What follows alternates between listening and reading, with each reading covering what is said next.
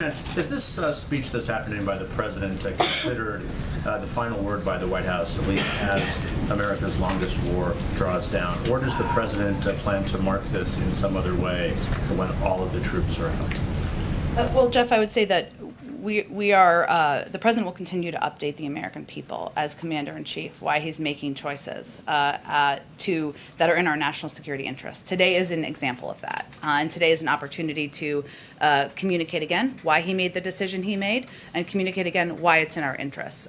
So I'm not going to rule out if he will or won't speak on Afghanistan in the future. In terms of plans for the end, for our men and women coming back, I don't have anything to preview, but we're not going to have a mission accomplished moment in this regard. It's a 20-year war that has not been won militarily. We are proud of the men and women who have served, incredibly grateful. The president will note that in his remarks today, how grateful he is for their service and the families who have sacrificed over the last 20 years. And we will continue to press for a political outcome and a political solution. But beyond that, I think we're going to continue to look for ways to communicate why we make the choices we make.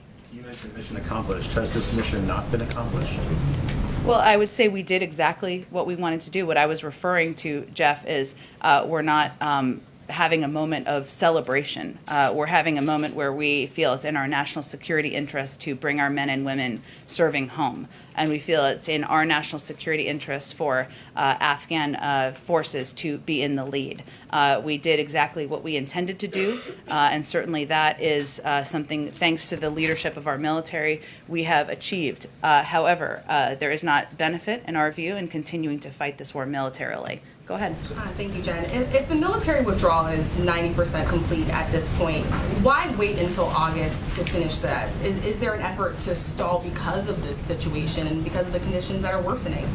I would say, Rachel, that is under the purview of the Department of Defense, and they're bringing our troops home in a way that is keeps them safe. We have not had a single casualty, as I think everyone has noted, and we will continue to keep that as our priority. But in terms of the operational timeline, speed is safety, but we also want to manage our withdrawal in a way that protects our service members, make sure that we are conducting our drawdown in a way that keeps that as a top priority. And just a quick follow-up, is the administration considering granting visas to vulnerable women in the region, including prominent activists, politicians, or journalists?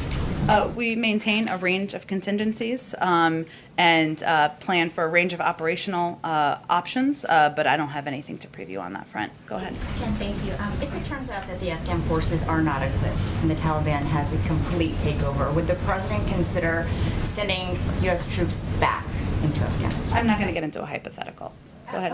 Go ahead. Question on something you briefly mentioned yesterday. Yeah. The president said he would deliver a message to Putin, which he already did last month. So when he said that yesterday, did he mean he has a new message for Putin? And under what circumstances will he deliver that? I think in the context of the Q&A, he meant, I'm not going to provide to you an update of the briefing I just received.